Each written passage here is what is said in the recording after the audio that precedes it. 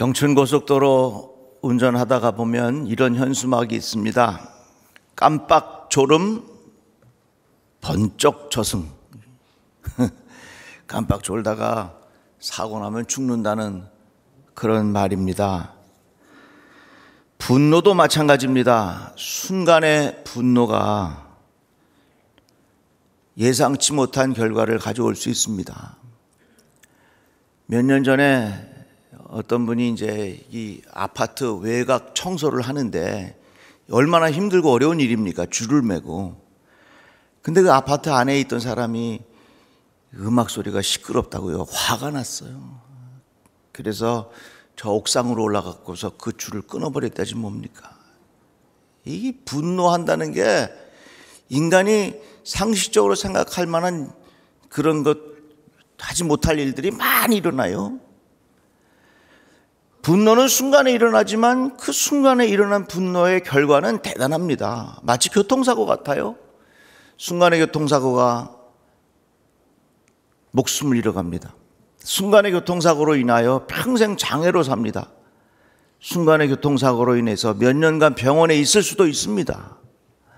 그래서 이 분노는 순간에 일어나는 것 같지만 그 결과는 참 예측하기 어렵다 하는 것입니다. 가끔 보면 그런 분이 있어요. 자기 성질 낼 거 다 내고 말이죠. 할 소리 다 하고 풀어. 나는 뒤끝이 없잖아. 풀어. 여러분 절대 그렇지 않습니다. 자기는 할 말 다 해서 속은 시원할는지는 모르지만 그것을 들은 사람은요 평생 상처로 그것으로부터 헤어나오지 못할 수도 있어요.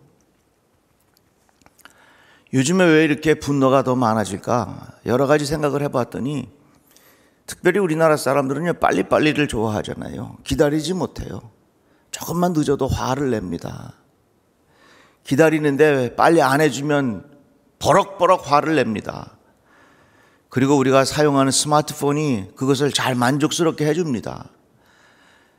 궁금한 거 있으면 거기다 물어보면 즉시 대답해주고, 서울역에 가야 되는데 어디로 가는 길이 가장 빠른지 물어보면 즉시 알려주고, 이런 것들에 우리들이 생활이 익숙해져 있다가 보니까 우리의 생활 속에서 조금이라도 늦으면, 내 마음대로 되지 아니하면 버럭 화를 내는 것이 오늘 우리의 모습입니다.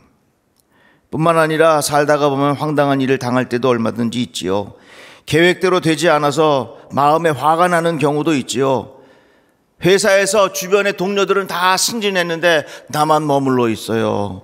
얼마나 마음에 큰 분노가 있겠습니까?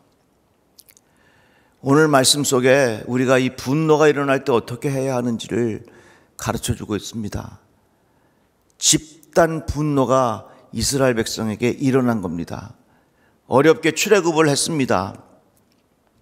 그런데 앞에는 홍해가 있고 뒤에는 애굽의 군인들이 쫓아옵니다. 아우성칩니다. 집단 분노가 일어났습니다. 백성들이 모세에게 이렇게 말합니다. 애굽에 매장지가 없어서 당신이 우리를 이끌어내어 이 광야에서 죽게 하느냐? 어찌하여 당신이 우리를 애굽에서 이끌어내어 우리에게 이같이 하느냐? 애굽 사람을 섬기는 것이 광야에서 죽는 것보다 낫겠다. 차라리 다 그냥 거기서 죽는 게 낫지 뭐 여기까지 와서 이렇게 고생을 하느냐. 이 집단 분노가 막 일어난 거예요. 그러니까 모세가 뭐라 하냐면 너희는 가만히 있을지니라. 너희는 가만히 있을지니라 이렇게 우리가 읽은 성경은 번역을 했는데 새번역 성경에 보니까 이렇게 표현했습니다. 당신들은 진정하십시오. 이렇게 했어요. 우리 마음에 분노가 막 일어날 때 우리에게 주시는 말씀이 있는데 한번 따라해 볼까요? 마음을 진정하십시오. 다시 한번 마음을 진정하십시오. 저는 이 말씀을 보면서 어떻게 하면 우리의 마음을 진정할 수 있겠는가? 새번역은 진정하라고 표현되어 있고 개역 성경은 가만히 있으라 그랬는데 저는 이 두 가지를 보면서 우리의 마음을 진정하는 방법을 하나 배웠어요. 그건 뭐냐면요, 마음의 분노가 막 일어나면요 뚜껑이 확 열릴 것 같으면요 입을 딱 닫는 거예요. 마음을 진정하는 방법이 어디에 있다고요? 우리의 입을 닫는 거예요. 이 비슷한 일이 일어납니다. 12명의 정탐꾼이 가나안 땅을 돌아보고 왔지요. 그런데 10명이 말하기를 뭐라고 말합니까? 젖과 꿀이 흐르는 좋은 땅이긴 한데 그 땅에 살고 있는 백성은 강하고 성읍들은 견고한 요새처럼 되어 있고 매우 큽니다. 그래가지고 거기에 또 집단 분노가 일어난 거예요. 이렇게 말합니다. 차라리 우리가 이집트 땅에서 죽었더라면 더 좋았을 것이다. 아니면 차라리 우리가 이 광야에서라도 죽었더라면 더 좋았을 것이다. 그런데 주님은 왜 우리를 이 땅으로 끌고 와서 칼에 맞아 죽게 하느냐? 왜 우리의 아내들과 자식들을 사로잡히게 하는가? 차라리 이집트로 돌아가는 것이 좋겠다. 그들은 또 서로 말하였다. 우두머리를 세우자. 그리고 이집트로 돌아가자 그랬어요. 그러나 갈렙은 이렇게 말합니다. 갈렙이 모세 앞에 백성을 진정시키면서 격려하였다. 올라갑시다. 올라가서 그 땅을 점령합시다. 우리는 반드시 그 땅을 점령할 수 있습니다. 우리가 원하는 대로 되지 않을 때, 마음의 분노가 일어날 때 우리는 마음을 진정해야 합니다. 마음을 진정하는 방법이 어디에 있다고요? 우리의 입을 닫으면 마음의 진정이 되는 겁니다. 입 밖으로 표현하기 시작하면 거기에는 말할 수 없는 상처가 생기고 분열이 생기고 원망이 생기고 불평이 나오기 마련입니다. 12명의 정탐꾼들이 가나안 땅을 돌아보고 난 후에 그들이 분노하였습니다. 온 회중이 아우성을 칩니다. 그런데 모세는 어떻게 했습니까? 모세와 아론은 이스라엘 자손의 온 회중 앞에서 얼굴을 땅에 대고 엎드렸다 그랬습니다. 집단 분노가 일어났지만, 백성들이 아우성 쳤지만, 황당한 일을 당하였지만, 이 모세와 아론은 어떻게 했느냐? 그 자리에 엎드렸다 그랬어요. 그 말은 뭐냐? 가만히 있었다는 이야기입니다. 마음을 진정시켰다고 하는 이야기입니다. 마음을 진정시키는 방법이 어디에 있는가? 그것이 바로 나의 입을 닫았다고 하는 것입니다. 우리는 살면서 많은 상처를 받고 삽니다. 그 상처가 언제 우리에게 크게 임하는가? 분노 중에 내뱉은 말이 사람에게 평생 씻을 수 없는 상처가 되는 것입니다. 분노가 생길 때에, 황당한 일을 당할 때에 우리들은 마음을 진정해야 하는데, 그 마음을 진정하는 구체적인 방법이 있다면 그것은 바로 입을 닫는 것입니다. 욥기의 말씀에도 너희가 참으로 잠잠하면 그것이 너희의 지혜일 것이다 그랬어요. 한번 따라해 봅시다. 너희가 잠잠하면 그것이 지혜일 것이다. 다 같이 아멘. 지금 우리는 이 코로나 거의 막바지에 와서 사람들의 마음이 굉장히 예민해졌어요. 말은 안 하지만 집단 분노가 일어날 것 같은 그런 분위기예요. 그런데다가 선거가 시작이 되면서 여기저기 자꾸 첨예하게 너무너무나도 우리의 마음을 거슬리는 이야기들이 많이 오고 가요. 우리의 마음이 많이 강팍해졌습니다. 누가 톡 치르면 왁 하고 소리 질 만한 그런 상황에 우리가 살고 있어요. 마음을 진정시키십시오. 마음을 진정시키는 가장 중요한 방법은 우리의 말을 하지 않는 것입니다. 너희가 참으로 잠잠하면 그것이 너희의 지혜일 것이라. 욥기에서 우리에게 가르쳐 주었습니다. 목회를 하다가 보면 왜 제 마음속에 열받는 일이 없겠습니까? 왜 목회를 하다가 보면 교인들에게 하고 싶은 말 마음껏 하고 싶을 때가 왜 없겠습니까? 그렇다고 목사님 마음이 불편하신가요? 제가 그런 건 아니에요. 목회를 하다 보면 그럴 때가 있다 그 말입니다. 제가 몇 년 전에 목이 아파서 병원에 갔더니 성대 결절의 가능성이 있다고 좀 목을 사용하지 말라는 의사 선생님의 권고를 들었어요. 그래서 되시는 대로 말수를 줄이고 말을 안 했습니다. 야, 그런데 아주 저는요 특별한 경험을 했습니다. 말을 줄이면요 마음이 평온해져요. 한번 따라 볼까요? 말을 줄이면 마음이 평온해집니다. 그거 참 희한해요. 말을 줄이면 나도 모르는 사이에 마음이 평안해지는 것을 경험하게 되었다고 하는 것입니다. 분노가 일어날 때 마음을 진정하십시오. 마음을 진정하는 방법은 뭐냐? 가만히 있으라는 것입니다. 너희가 참으로 가만히 있으면 그것이 너희의 지혜일 것이다. 성경은 우리에게 말씀하고 있어요. 아이들 키울 때도요 얼마나 버럭 화를 내고 싶을 때가 많이 있습니까? 그런데 탈무드에 보니까 그런 말이 있더라고요. 가장 큰 매는 침묵이라. 때리고 싶을 때 안아줄 마음이 일어나지 않으면 그냥 침묵해라, 그런 말이에요. 저희 집 얘기 하나 하지요. 저는 제 나름대로 교육적인 철학이 있었습니다. 뭐냐, 아이를 아무리 어려도 그 아이를 인격체로 존중해 준다. 그래서 저는 손주들과의 약속을 해도 그걸 반드시 지킵니다. 그러니까 한 인격체를 아무리 어려도 그 인격체를 존중해 주면 그가 스스로 자존감을 가지고 크게 돼 있어요. 그리고 또 한 가지는 본인이 알아서 자기의 인생을 책임집니다 하는 마음이 저에게 있었습니다. 그래서 저는요 우리 아이들 성적표를 한 번도 본 적이 없어. 보여달라고 그러도 안 했지만 보여준 적도 없어 저한테. 우리 아들 얘기입니다. 우리 아들이 미국에서 이제 대학교 1학년 다니고 군대 가려고 왔어요. 군대 제대하고 다시 복학하려고 가는데 비자를 다시 받아야 되잖아요. 근데 비자 서류를 뭐 이렇게 저렇게 하다가 내 눈앞에 서류 하나가 뚝 떨어졌는데 뭐가 떨어지냐? 대학 성적표가 내 눈앞에 딱 펼쳐진 거예요. 아따매 CD가 거기다 들어있더라고. 제가 그 성적표를 쫙 봤을 때 얼마나 제 마음에 화가 났겠습니까? 그런데 제가 아무 소리 안 하고